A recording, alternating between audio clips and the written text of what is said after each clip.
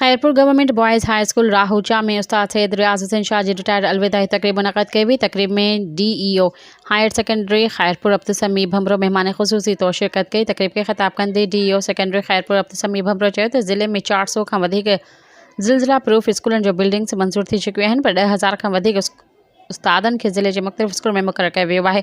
नौजवान मायूस न थियनि, वालिदैन जा मसला बि जल्द हल कया वेंदा। तकरीब खे ख़िताब कंदे मुक़ररनि चयो त उस्ताद रियाज़ हुसैन शाह समूरी ज़िंदगी तालीम खे अर्पे हज़ारे ॿारनि खे तालीम ॾिनी। पसंदि पुरवकार तकरीब सां गॾु रिटायरमेंट थियण ते मुबारकबाद पेश कयूं था।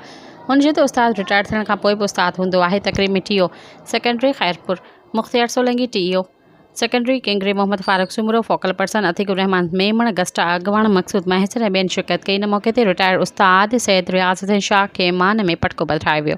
सब्सक्राइब कयो अवामी न्यूज़ HD खे ऐं ताज़ा तरीन ख़बरुनि लाइ ॾिसंदा रहो अवामी न्यूज़ HD।